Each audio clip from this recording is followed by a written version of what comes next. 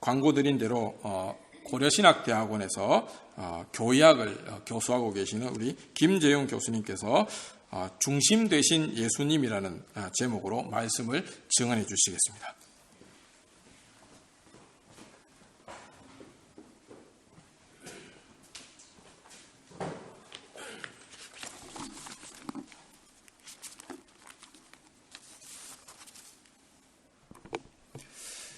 우리 암스테르담 장로교회 성도님들 이렇게 좀 다른 위치에서 만나 뵙게 돼서 좀 반갑습니다. 저희 가족은 2주 전부터 이 교회에 출석을 하고 있습니다. 사실 저는 2000년부터 2007년까지 여기 네덜란드에서 유학을 했고 여기에서 결혼을 했고 저희 자녀들이 다 여기에서 태어났습니다.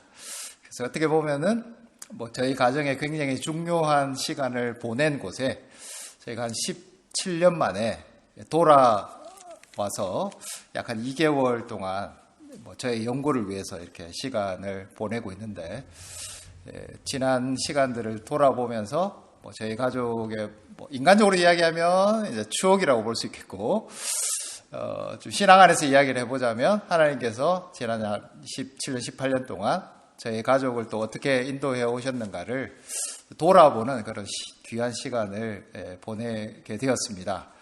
또한 이 시간을 우리 암스테르담 장로교회 성도님들과 같이 보낸다는 것이 저는 굉장히 기쁜데 막상 주일날 여러분들은 별로 이렇게 저하고 이렇게 교류가 없다 보니까 약간 아직은 어색하고 서먹서먹한 그런 상황인 것 같긴 합니다. 늘 손님들이 많이 오시니까 여러분들은 저 사람 또 왔다 가는 사람이 모양이다 이런 생각을 가지시겠지만 남은 기간 동안 저희 가정이나 우리 여기 계신 모든 성도님들 같이 교제가 있으면 하는 그런 기쁜 마음으로 주일마다 여기에 오고 있습니다. 잠시 기도하겠습니다. 하늘에 계신 우리 아버지 하나님, 살아계신 우리 주 예수 그리스도께서 지금도 우리를 위하여 이 땅에서 우리의 삶의 중심이 되어 주십니다. 이 복음의 말씀이 이곳에서도 전해지며 변함없이 우리의 평생을 인도해 주시리라 믿습니다. 부족한 자가 주의 말씀으로 함께 할 때 주께서 그 입술을 주장하여 주시옵소서. 예수님 이름으로 기도합니다. 아멘. 예수님께서 오늘 본문 말씀을 통해서 이렇게 표현하면은 어떨지 모르겠지만은 이 땅에 오셔서 두 번째 표적을 행하신 내용을 우리는 만나게 됩니다. 요한복음에 의하자면 첫 번째 표적은 가나에서 혼인잔치에서 일어났습니다. 그때까지는 예수님이 상당히 소극적이셨다 그런 인상을 받게 됩니다. 왜냐하면 예수님은 가만히 계셨는데 예수님의 어머니 마리아가 좀 어떻게 해보라 이렇게 이야기를 했음에도 불구하고 예수님은 처음에는 내 때가 아직 이르지 않았다 굉장히 완곡하게 좀 주저하시는 그런 모습을 보여주셨습니다. 그러나 오늘 본문부터는 주어가 본격적으로 예수님께서 직접 하신 예수님이 주어가 되어서 이루어지는 사건이 전개되고 있습니다. 예수님은 좀 적극적으로 바뀌셨다라는 인상을 넘어서서 상당히 과격해지셨다라고 볼만한 어떻게 보면은 사람들에게 아주 인상적인 행동을 하고 계십니다. 일반적으로 생각해 보면 예수님께서 이런 행동을 하셨을까라고 느껴질 만큼 좀 폭력적인, 맞지 않죠? 예수님이 폭력적이시다. 때로는 이렇게 서로 조화가 되지 않는 그림이 말씀을 통해서 우리에게 있습니다. 때로 예수님은 우리가 잘 못 알아듣는 것이긴 했지만 욕도 사실 좀 하셨어요.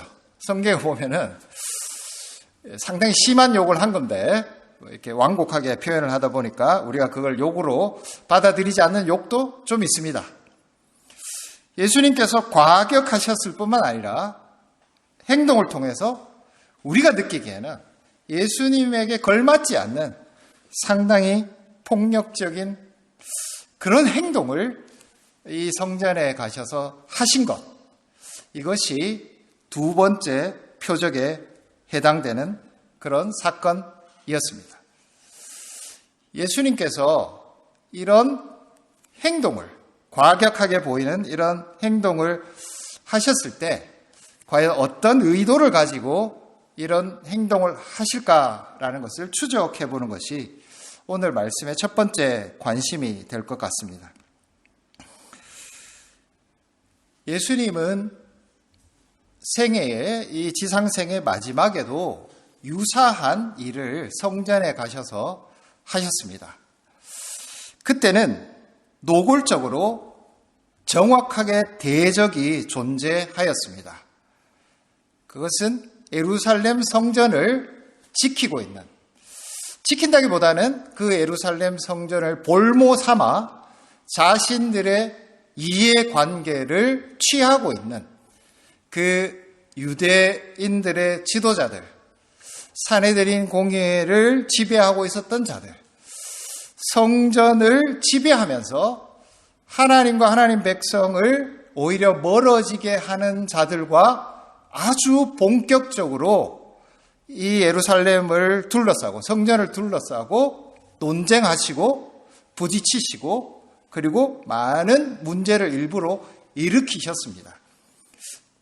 그것은 마태복음, 마가복음, 누가복음에 보면 예수님의 생애의 마지막에 결과적으로 그런 행동의 결과로 예수님은 십자가에 죽으시게 되는 결과로 이어지는 그 시점에 이루어진 사건이 있습니다. 유사한 사건입니다. 근데 요한복음의 이 사건은 예수님께서 본격적으로 그런 유대인들의 지도자들과 대결하시고 부딪히시고 싸우시지 않습니다. 그런 내용이 없습니다. 오히려 예수님께서 하신 이 행동의 결과로 유대인 지도자들 중에는 관심을 표현하는 사람들도 상당히 나타났다는 것을 알 수 있습니다. 그 구체적인 인물이 3장에 나오는 니고데모라고 하는 인물입니다. 만약에 예수님께서 노골적으로, 본격적으로 이 예루살렘 성전을 청결하게 해서 그 예루살렘 성전 안에 있는 여러 가지 불의한, 부패한, 부정부리를 끊으시고자 했던 것이 목적이었다고 한다면 결과는 의외였습니다. 오히려 그들 중에 예수님께 관심을 가지고 예수님에게 어떤 가르침을 얻기 위해서 예수님을 찾아오는 사람들이 생길 정도로 예수님의 이 행동은 그들에게 대적하거나 투쟁하거나 그들의 어떤 부정부패를 끊어내려고 했던 그런 결과를 만들지 않고 있는 것입니다. 그렇다면 예수님께서 오늘 이 성전에 가셔서 아주 예수님의 생애 초기에 하셨던 이 일들이 어떤 목적을 가지고 하셨는가를 우리는 돌아볼 필요가 있을 것 같습니다. 먼저 예수님 이 행동을 통해서 상당히 피해를 받는 사람들이 있는데 인간적으로 생각하면 좀 불쌍하고 소박하고 매일매일의 그런 삶에 좀 충실한 사람들이 피해를 받는 것처럼 보입니다. 첫 번째 부류의 사람들은 소와 양과 비둘기 파는 사람들입니다. 왜 성전에서 소와 양과 비둘기를 팔고 있는 사람들이 있었을까? 그것은 유월절이기 때문에 그렇습니다. 이 유월절에는 예루살렘뿐만 아니라 유대뿐만 아니라 아주 멀리 로마 제국 전체에서 예루살렘 성전에 와서 유월절을 보내고자 하는 자들, 이 성전에서 제사를 드리고자 하는 사람들이 몰려들었습니다. 긴 순례의 길을 와서 사도행전 8장에 보면은 이방인인데 이디오피아 왕의 내시와 같은 사람들, 이 사람은 이방인인 것 같습니다. 이런 사람들도 예루살렘의 유월절에 올라와서 제사를 지내고 다시 이디오피아로 돌아가는 그런 사건을 우리가 볼 수 있습니다. 굉장히 멀리에서 순례길을 와서 예루살렘에서 그 성전에서 제사를 드렸다. 이렇게 유월절을 보냈다는 것을 알 수 있습니다. 자, 그러면 우리가 이디오피아에서 온다고 생각해 보시면은 제사를 드리기 위해서 사실은 거기에서부터 소와 양을 몰고 와야 됩니다. 상식적으로 그런 일은 일어나지 않았을 것이고, 당연히 예루살렘의 근처에 와서 이 소와 양을, 비둘기를 사서 제사를 지내려고 했을 것입니다. 자연스럽게 이 성전에는 이 순례객들이 제사를 드리고자 하는 로마 제국 전체에서 모여든 사람에게 소와 양과 비둘기를 팔고자 하는 사람들이 당연히 서비스로서, 물론 이익을 취했겠죠. 그러나 윈윈입니다. 제사 지내는 사람들에게도 반드시 필요하고, 그리고 이 소와 양과 비둘기를 파는 사람들에게도 어느 정도 필요한, 서로에게 서비스가 되는 그런 일을 위해서 소와 양과 비둘기 파는 소박한 사람들이 자연스럽게 6월절에는 이 예루살렘 성전에서 이 일을 하고 있었을 것입니다. 화폐가 하나로 통일되어 있지 않았기 때문에, 물론 로마 제국 안에 로마 황제가 발행하는 화폐도 있었겠지만 여기는 로마가 아니라 예루살렘입니다. 이 예루살렘 주변에는 로마 화폐가 통용되지 않는 곳입니다. 따라서 여러 지방에서 사용하던 그런 동전들을 가지고 와서 소와 양을 사기 위해서는 당연히 환전을 해야 되는 것이죠. 그래서 소와 양과 비둘기를 사기 위해서 당연히 옆에는 환전소가 있었을 것 같습니다. 그들이 바로 돈 바꾸는 서비스를 제공하는 사람들. 그래서 소와 양과 비둘기를 파는 사람들과 환전을 위해서 그 옆에서 이 돈 바꾸는 사람들이 함께 예루살렘 성전 주변의 바깥들에서 이 일을 하고 있는 것은 단지 그들의 이익을 위해서뿐만 아니라 당연히 이 성전에서 제사를 드리기 위한 사람들을 또한 섬기기 위한 필요한 일로 보였던 것입니다.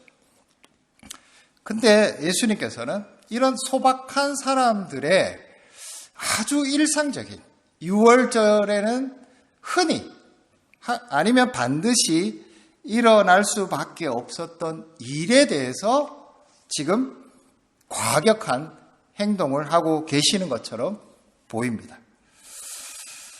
예수께서는 먼저 노끈으로 채찍을 만드셔서 양이나 소를 성전에서 내쫓으셨습니다. 특별히 예수님께서 노끈을 준비해 오신 것은 아니라 이 가축들을 묶어놓기 위해서 당연히 줄이 필요했을 것입니다. 그것이 노끈입니다. 근데 그 노끈으로 채찍으로 사용하셨다는 뜻이죠. 예수님께서 양이나 소들을 이 성전에서 내쫓으시기 위해서 노끈으로 이 소와 양들을 때리고 계신다라고 한번 생각을 해보십시오. 소와 양들도 예수님을 알아볼 수 있었을까요? 아, 이분은 하나님의 아들이시구나. 이렇게 예수님을 알아보고 우리를 이 성전에서 내쫓고 계시니까 우리가 순순히 순종해서 이 성전에서 나가야 되겠구나라고 소와 양들이 아주 순종적으로 고분고분하게 이 성전을 떠났을까요? 그거는 그렇지 않았을 것 같습니다. 그 여느 사람이 했던 똑같은 이 같은 행동에 대해서 소와 양들은 이리저리로 뛰어다니면서 이 성전 바깥들에서 방황한다고 해야 될까요? 좀 심하게 표현하자면 미친 듯이 뛰어다니기 시작했을 것 같습니다. 자, 근데 여러분, 소와 양들이 있는 그런 성전 바깥들의 광경을 한번 생각해 보시면, 자, 이 소와 양들을 목욕탕에서 깨끗하게 목욕을 시켜서 제사 지낼 거니까 아주 청결하게 만들어서 이 소와 양들을 매일 이분들이 가지고 성전뜰에 왔을까? 그렇지 않습니다. 아주 평범한 소와 양들을 데리고 왔을 것이고 이 소와 양들에게 여물도 먹여야 됩니다. 8일 때까지는 살아 있어야 되니까 먹이도 먹여야 되고 먹은 것은 어떻게 됐을까요? 자연스럽게 배설물이 이 성전 바깥들에 상당히 많이 소와 양들의 배설물이 있었을 것 같습니다. 제가 지금 거주하고 있는 곳이 에이설스테인이라는 곳인데 거기 바로 앞에 이렇게 넓은 들판이 있고요. 새들이 많이 있습니다. 멀리서 볼 때는 참 예쁘고 볼만해요. 근데 가까이 가보면은 새 깃털들, 새 분비물들, 때로 우리가 자동차를 가지고 계신 분들 경험하시겠지만 잘못된 주차를 순간 잘못했을 때 수많은 새의 분비물들이 그 차를 더럽히고 있었다는 것을 경험해 보셨을 겁니다. 여러분, 가축은 청결하지 않아요. 양이나 소와 같이 살아보신 분들 거의 없으시겠지만 어떤 냄새가 납니까? 아주 향기로운 향수 냄새가 나지 않습니다. 소와 양과 비둘기가 있는 곳에 그런 성전 바깥들에는 여물과 그리고 이 가축들의 분비물로 가득 찬 그런 가운데 이 소와 양들이 뛰어다니기 시작했습니다. 그 분비물을 밟고 여물통을 차고 이 소와 양들이 큰 소동을 일으키기 시작했을 때 이 성전 바깥들은 아주 난장판이 되어갈 것입니다.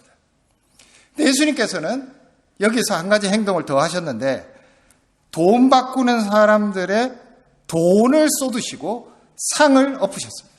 그러니까 아까 그 일도 굉장히 혼란스러운 일인데 지금 돈을 엎으셨어요. 저도 아주 오래전에 본 동영상이라서 정확한 기억은 아닌데 어떤 정신 나간 사람이 빌딩에서 지폐를 뿌리기 시작했습니다. 네거리인데 지폐가 떨어지니까 그 네거리에 지나가는 차들이 전부 차를 세우기 시작했어요. 당연히 거기서 떨어지는 지폐를 줍기 위해서 네거리에 원래 정차나 주차를 하면 안 되는데 사람들은 정신없이 차를 다 세워놓고 거기서 돈을 줍기 위해서 이리저리 뛰어다니는 그런 동영상을 본 적이 있습니다. 자, 이 성전 바깥들에 돈이 쏟아지고 상이 엎어지니까 돈이 쏟아졌는데 이 동전도 그 자리에 떨어져 있는 것이 아니라 동전은 굴러다니기 시작했을 것입니다. 이리저리 동전들이 굴러다니고 주인들은 돈을 바꾸는 업을 하는 분들은 자기 돈을 찾기 위해서 이 성전들에 쏟아진 동전에서 계속해서 동전을 줍기 시작할 것이고 처음에는 구경하는 사람들도 옳지구나, 좋은 타이밍이구나 해서 동전을 자기 것처럼 주워가기 시작했을 것입니다. 한편으로는 소와 양이라는 이 가축들이, 다른 한편으로는 사람들이 돈을 줍기 위해서 이 성전 바깥들에서 완전히 난장판이 되고 있는 광경. 예수님께서 성전 바깥들을, 이 거룩한 성전을 어떻게 보면 이런 어지러운 장소로 만들고 계십니다. 굉장히 소란해졌어요. 만약에 평소에 6월절이라면 아주 조용하게 질서정연하게 이루어졌을 모든 일들이 한마디로 아수라장이 되었습니다. 근데 이것을 누가 의도했느냐? 예수님께서 의도하셨습니다. 일부러 예수님께서 이 난장판을 만드신 거예요. 성전 바깥들이 온통 먼지로 가득 차고 동물들의 분비물로 이리저리 튀고 동전이 굴러다니고 사람들과 가축들이 뒤엉켜서 완전히 어지러워진 상황. 예수님께서는 이런 상황을 일부러 행동으로서 만들어 주시고 계십니다. 예수님은 행동하셨을 뿐만 아니라 그런 어지러운 상황 중에서도 말씀하고 계십니다. 16절에 보면은 예수님께서 행동을 하시고 말씀하시는데, 여기서 가져가라. 이것을 여기서 가져가라. 내 아버지의 집으로 장사하는 집을 만들지 말라. 예수님께서 장사하는 집을 만들지 말라라고 강조하시면서도 이 집은 내 아버지의 집이다라고 말씀하고 계십니다.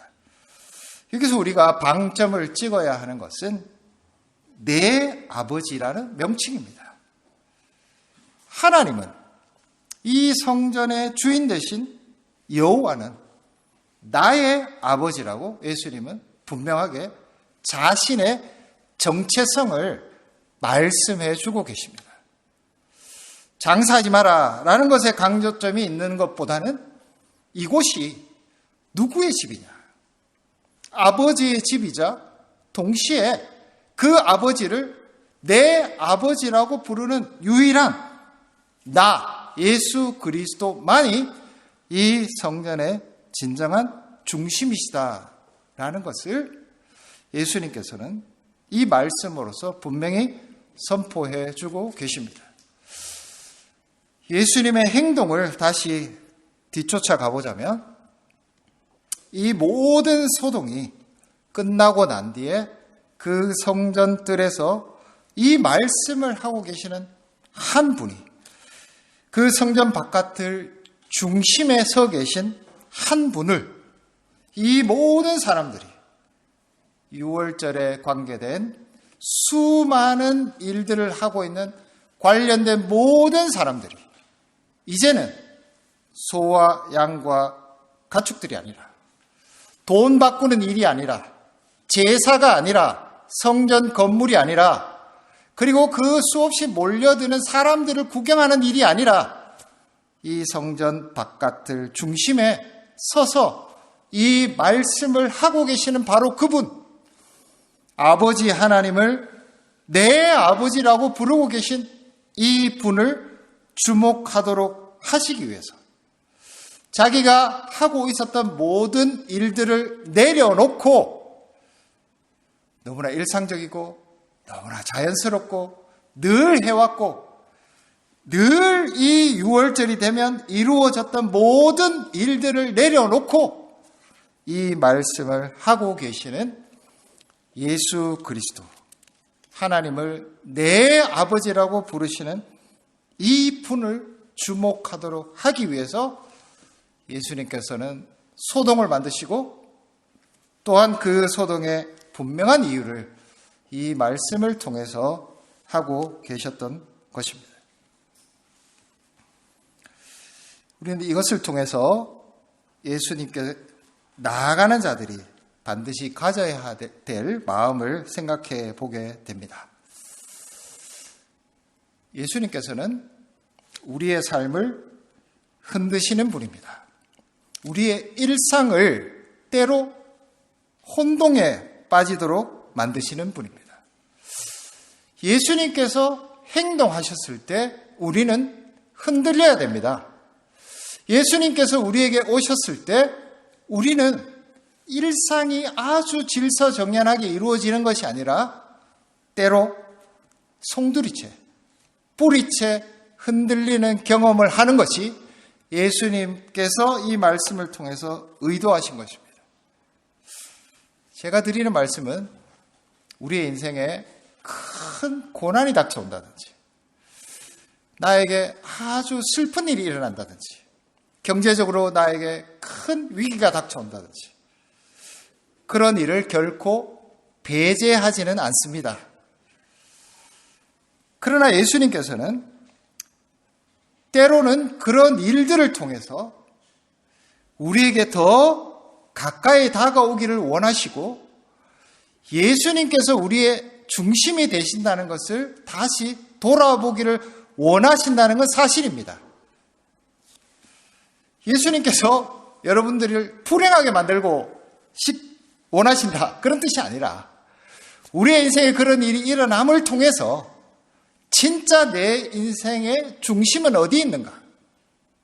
나에게 성전은 누구의 전인가? 내가 와 있는 내 인생의 목적지는 무엇인가? 그것을 생각해 보게 되는 것은 결과적으로 우리에게 유익이 될 것 같습니다. 자, 근데 여러분, 내 인생에 그러면 자꾸 안 좋은 일들만 일어나야 된다. 좀 경제적으로 어려워야 내가 정신을 차리지. 하나님께서 이런 것을 의도하셨을까요?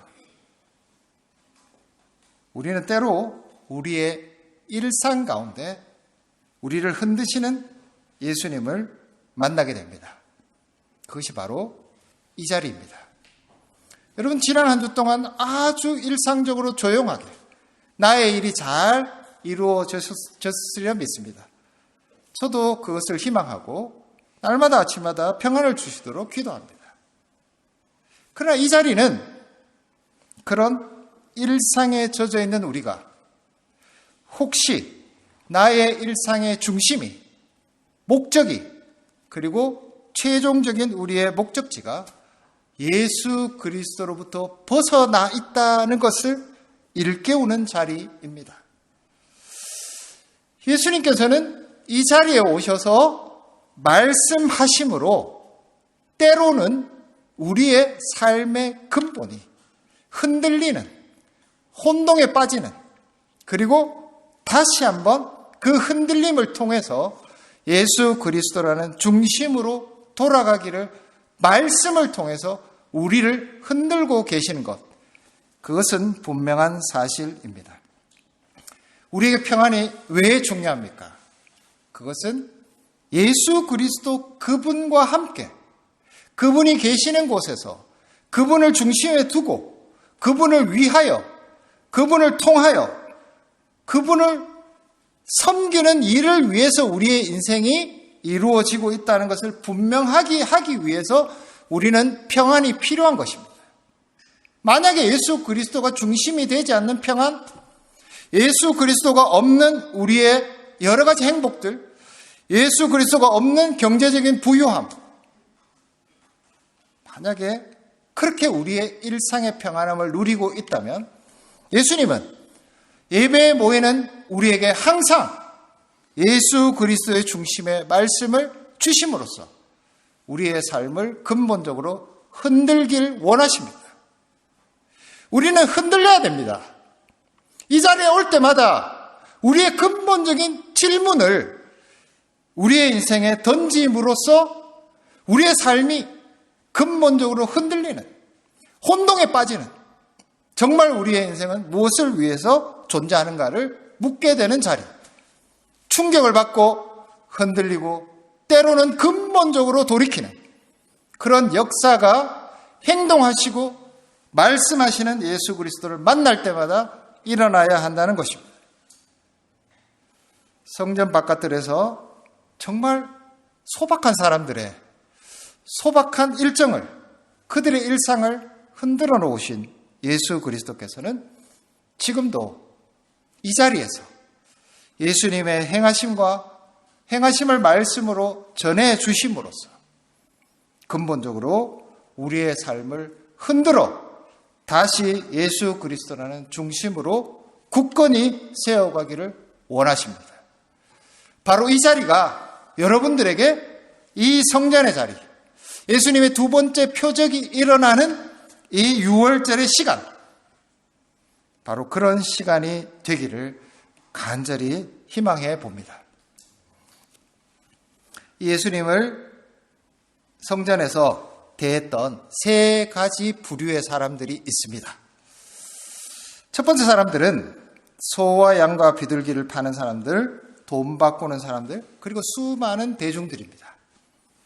그들은 자신의 소와 양과 비둘기를 지키는 일, 자기의 돈을 잃어버리지 않도록 하는 일, 그 일에 매몰되었던 것 같습니다. 그 어떤 사람도 예수님이 누구신가 묻는 자가 없었습니다. 적어도 기록에 의하면. 과연 이 일을 행하시는 분이, 이 혼돈을 주시면서 이 성전 가운데 서 계신 그분이 누구신가? 묻는 사람이 거의 등장하지 않았습니다. 적어도 이들 중에는. 우리가 혹여 이 자리에 왔다 갔는데 여전히 우리의 마음속에 내가 어떻게 하면 나의 소와 양을 지킬까? 내가 어떻게 하면 유학을 와서 이 유학에서 나의 목적을 이룰까? 아니면 돌아가서 내가 이 일을 통해서 어떤 경제적인 이익을 누릴까? 그것을 내가 어떻게 이 유학이라는 기간, 또 여기에서의 시간을 통해서 그 목적을 이룰 것인가? 라는 관심으로만 여러분들이 이 자리를 떠나신다면 그것은 소와 양과 비둘기를 파는 사람들, 돈 바꾸는 사람들처럼 예수님이 이 소동을 일으키시고 큰 혼란을 주심에도 불구하고 아무런 유익을 얻지 못하는 예수님께서 이렇게 흔드시고 이렇게 혼돈을 주시고 이렇게 어려움을 주심에도 불구하고 전혀 예수님의 의도에 부합하지 못하는 자들처럼 우리도 예수님을 중심에 두지 못하는 자들로 머물게 될 것입니다.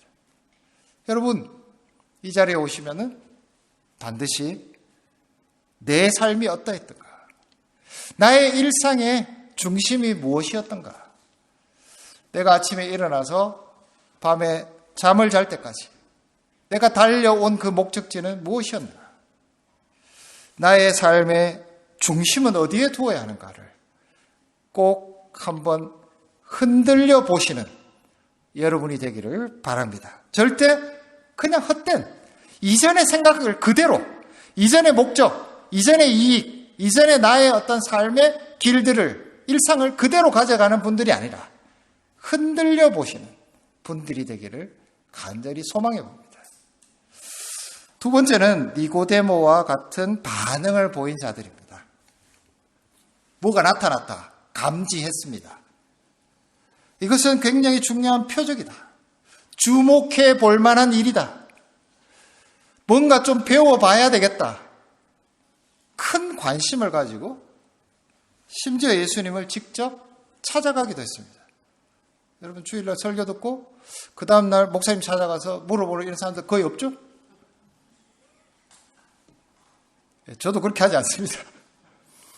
자, 그런데 이 니고데모의 사람은 또 비슷한 사람들은 직접 예수님을 찾아가서 굉장히 큰 관심이죠.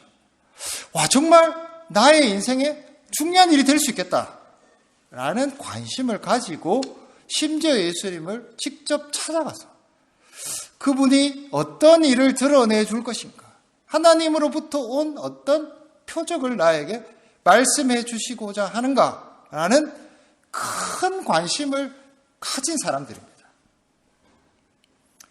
근데 안타깝게도 그 결과를 아시는 것처럼 니고데모는 중간쯤 어디 가다가 끝났어요.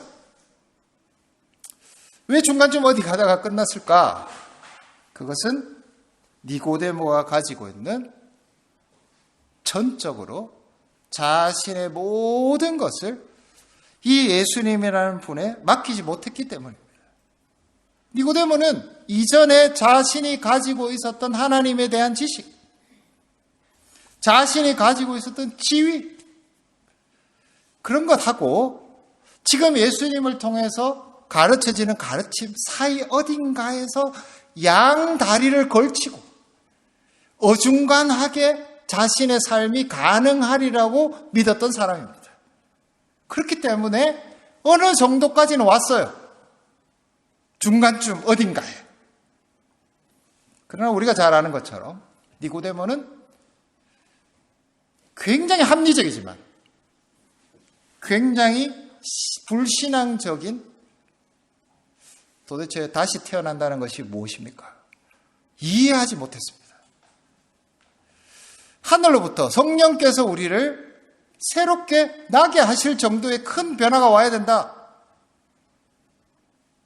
눈이 가려져서 자신이 이전에 가지고 있었던 생각, 상식, 자신의 지위, 그것에 여전히 한쪽 다리를 두고 있었기 때문에 우리가 볼 때는 굉장히 횡설수설하는 말을 남기고 역사의 뒤안으로 사라집니다.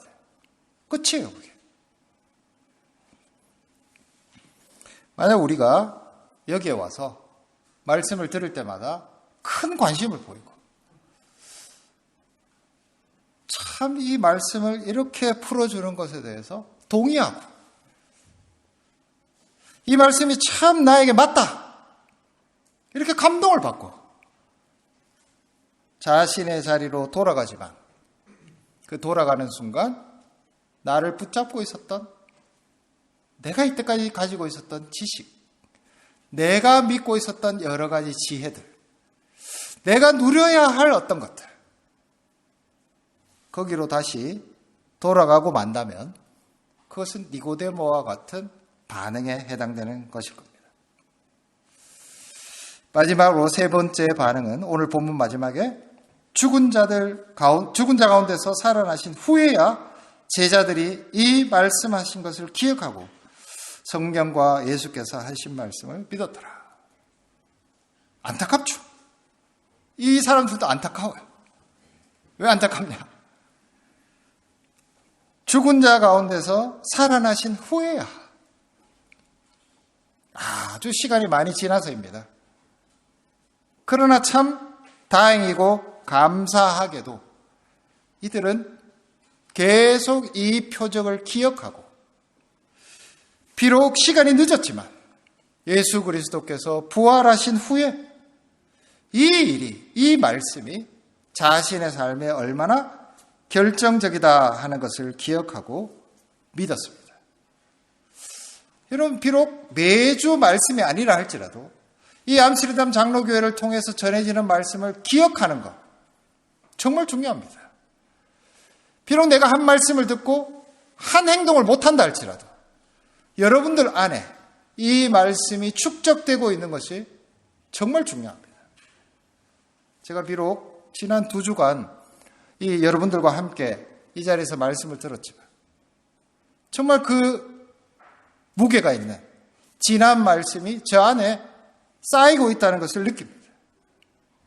당장 여러분들이 눈에 보이는 어떤 변화가 일어나지 않는다 할지라도 실망하실 필요는 없습니다. 나중에라도 우리는 그 말씀을 통하여 예수 그리스도를 믿는 믿음에 이를 수 있기 때문입니다.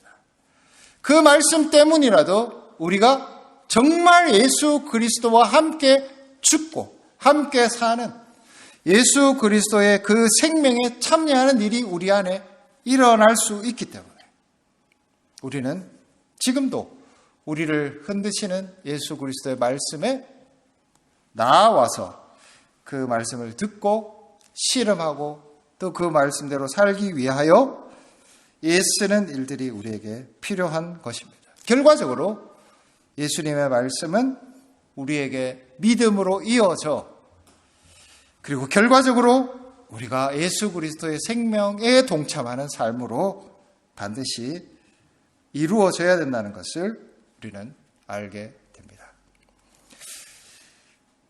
말씀을 맺겠습니다. 사랑하는 성도 여러분,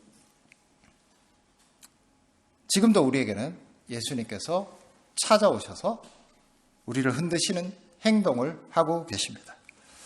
예수님께서 말씀하셔서 우리를 혼돈에 빠뜨리십니다. 우리의 일상을 흔드십니다. 우리의 삶에서 일어나는 다른 여러 가지 특별한 일보다 예수 그리스도의 말씀이 우리를 때로 많이 그리고 때로는 우리의 근본적인 삶의 문제들을 질문하도록 우리 자체를 혼돈 속에 빠뜨리실 때가 많이 있습니다. 그것의 목적은 그 흔들림, 혼돈 자체에 있는 것이 아니라 중심 되신 예수 그리스도, 이 성전 되신 예수 그리스도, 이 성전을 주신 하나님 그분을 내 아버지라고 부르는 유일한 독생자 그분에게 우리의 삶과 우리의 일상과 우리의 평안과 우리의 모든 것을 그분을 중심으로 살게 하기 위한 것입니다. 흔들림을 두려워하지 마십시오. 질문하는 것을 어려워하지 마십시오. 때로 우리의 삶이 말씀 때문에 혼돈 가운데 있다 할지라도 실망하지 마십시오. 그것은 예수 그리스도께서 우리를 중심 되신 그분에게 돌아오게 하기 위한 예수님의 행동이고 말씀이기 때문에 그러합니다. 예수 그리스도의 말씀이 여러분들에게 지금이 아니더라도 나중에라도 그 말씀 때문에 예수 그리스도를 믿는 믿음과 생명을 누리는 일에 이르도록 이 예배와 여러분들의 삶을 예수님께서 주관하시도록 간절히 소망해 봅니다. 기도하겠습니다. 하늘에 계신 우리 아버지 하나님, 예수님은 유월절의 모든 일상을 흔들어 놓으셨습니다. 그리고 행동하시고 말씀하심으로 그 모든 혼돈 가운데서도 하나 되신 중심, 성전이신 예수 그리스도를 회복하고 그분을 중심으로 다시 하나님 나라를 세우고자 소망하셨습니다. 그 소망은 지금도 공예배 중에 말씀하고 계시는 그 말씀 속에서 확인하는 예수 그리스도의 행하심으로 우리를 흔들고 우리를 때로 혼돈에 빠뜨리고 우리의 삶의 뿌리를 우리가 너무나 편하게 생각했던 것에서 드러내고 계십니다. 그 모든 것 중에 예수 그리스도 중심성을 회복하는 우리 모두가 되게 하여 주시옵소서. 예수님 이름으로 기도합니다. 아멘.